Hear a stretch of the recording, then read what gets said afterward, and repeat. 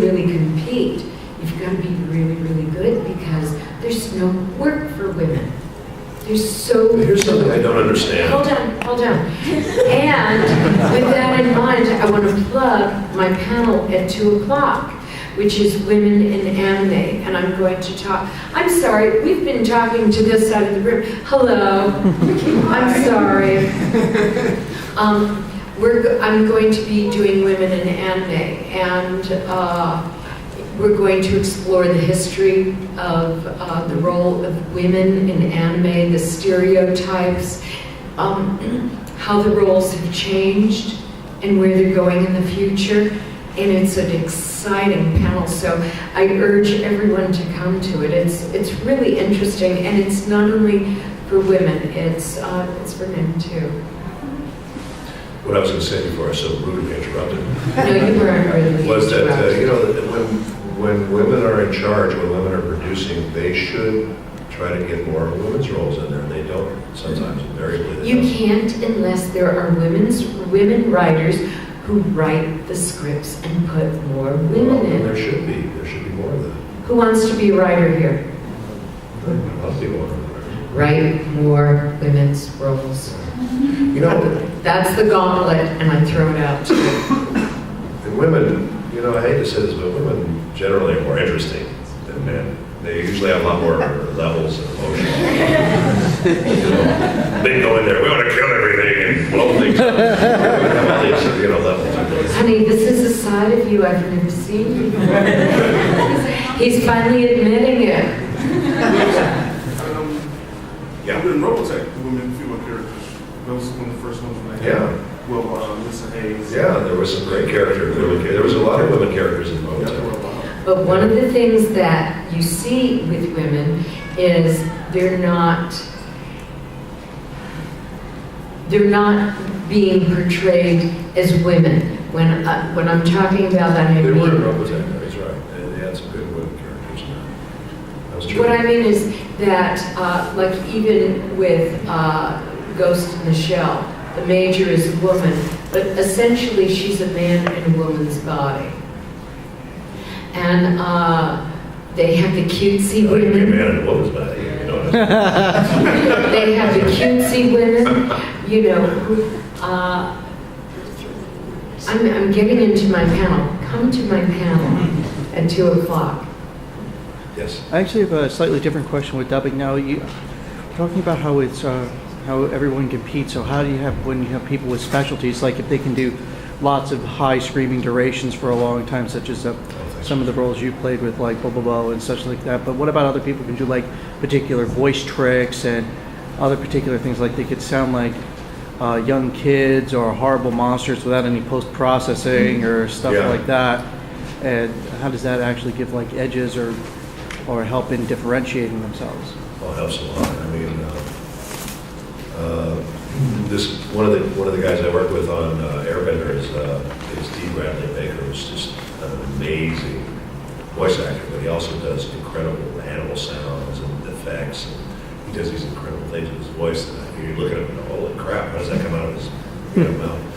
And there's a couple of people, a few people like that. It's very limited, but those people are in high demand because they can do this stuff. So, obviously the more versatile you are, the more you're going to be able to work because you're not going to be able to just do one.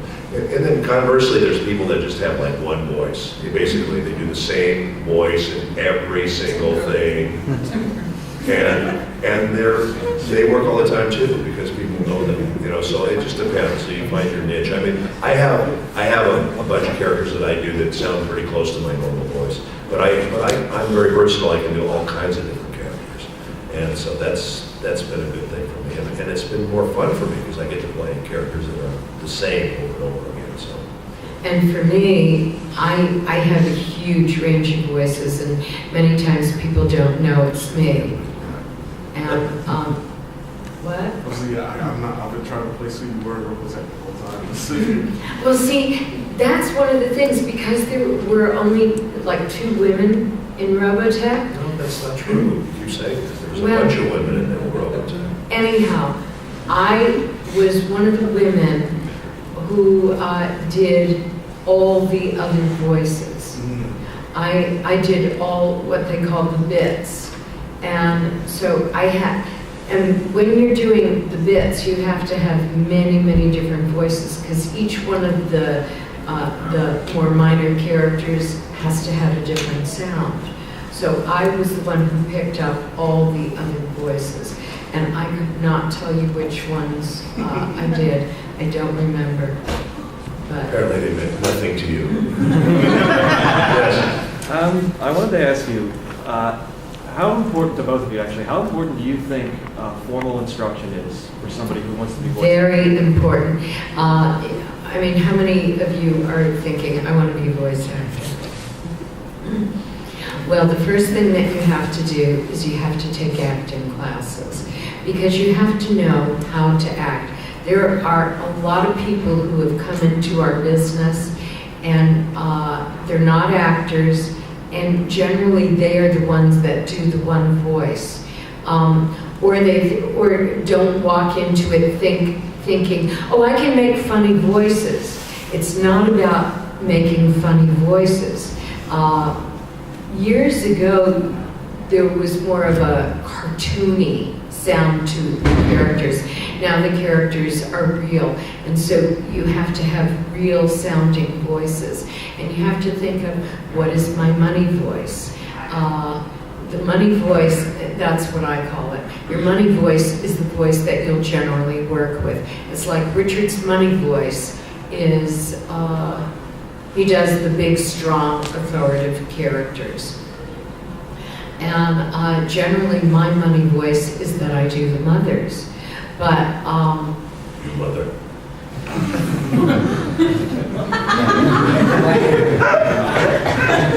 We put some fun back in dysfunction. But it's good to have acting training, because you have to give a three-dimensional sound to your character, so that you're not just doing this, you're not just making a voice, that there is an emotional arc behind your character. I always think of all of my characters, whenever I go in for however many lines that I have, that there's a first, a second, and a third act to the play. So they appear, they have an experience, and then they have an ending. Something happens, there's a transformation, and then they are changed as a result of it. I'm so nearsighted. 10 minutes left. Oh, thank you. So take acting classes, take voice classes, and I'm not talking even about singing, I'm talking about speaking. So, for instance, one of the things that people do when they speak is they go, how are you? I'm feeling just fine. And they drop the end of the sentence. You have to know how to have as much power towards the end of your sentence as you do from the beginning of your sentence. Hi, bye. So That's you said- okay. Go ahead. No, I think it's important too. I agree with Ellen. You have some training to know what you're doing when you go in there, and you want to be. If you're going to be in this business, it's a highly competitive business. You have to be good. So you want to go in and be competitive in order to make a living of it. So you want to be good. You want to be trained, and also it helps you to be on the same page as the director. When the director tells you something, you know what they're talking about, and you want to take some mic placement classes and know how to work the mic and that sort of thing, and just be strong and competitive when you go in there to do it. When Richard and I are going to an audition, we do a series of exercises in the car. Like if we're going together, and it's kind of funny. We have these warm-up exercises to warm up the voice, and you have Bruce to warm is up. really annoying. Really annoying. I do this thing because I have a strong low voice, but I do kids, I do babies, I do little girls, I do little boys' voices, and teenagers. Glad you clarified that. Where this man's mind goes, I dare not say. females to do different, to cross over like gender and age. Yes, yes, it is. It is, that's a hard thing for a guy to sound It's like- authentically like a woman. I have gone into the booth, and, you know, when they're short on men and we're doing the Wallace session, and I'll, you know, do some male voices also. You know, just fill in on the wall. Yeah. Is there any specific acting or voice training that has benefited you guys the most for voice acting? Yes. Well, I was trained classically. Well, I can only speak for myself. I started off as a method actress.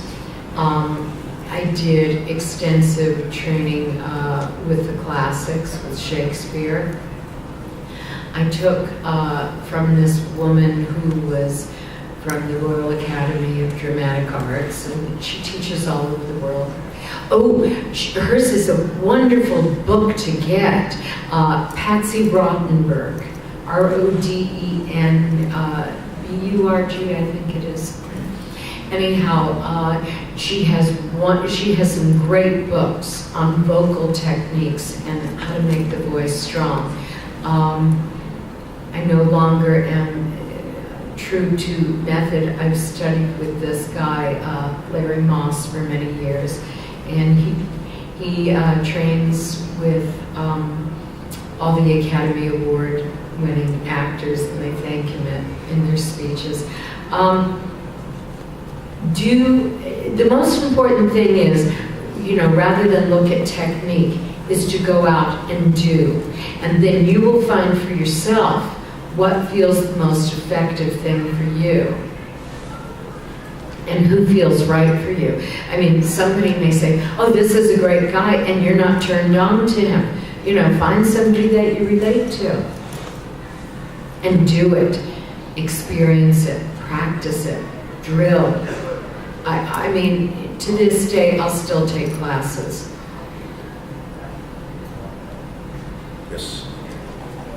When you're recording, do you have a screen showing you what your character is doing? Yes. Sometimes. If you're dubbing, you do. You know, you're careful trying to match the lip flaps to that. But when you're doing original animation, you just basically get a script and go and read the script, which is much nicer.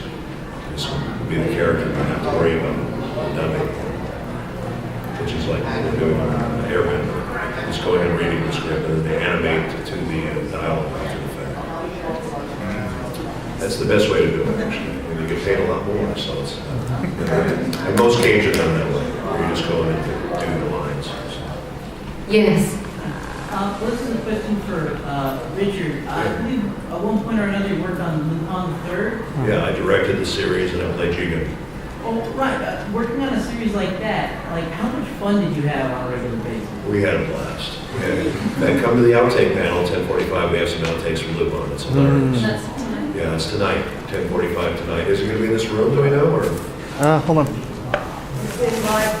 live too? Right across the hall. You know, it's a funny story about Lupin because basically what happened was I was directing the show, and it invariably happens when I direct shows. I don't necessarily like to, you know, be in the show myself, and I always try to get other people in there, but I invariably wind up doing one of the leads somehow. And it's like with Lupin, I brought in about 100 different actors for Jigen, and they were never happy with any of the Jigens. And then finally the producer said to me, why don't you go in and read it?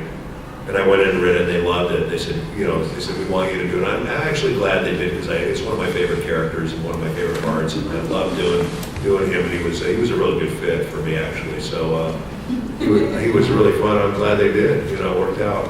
But it happened in Fighting Spirit. I played the coach in that, and it happened in Knowing. I wound up playing Kuriyama, the cop, and that. And it's just so funny how this stuff happens all the time. I get thrown in there, you know. And I try not to. Usually when I direct, I try not to. But it's actually nice. I like working with myself as a director, because Favorite director. I am my favorite director, because I know what I want. You know, there's nothing more frustrating. I got to tell you, you know, you guys don't realize this, but you know, you think that we have control all the time of our characters. We don't necessarily. It's really the director's domain. And you go into the booth sometimes and you do stuff, And I don't always agree with the way the director has me do certain characters. And that's really frustrating to me. So when I work as a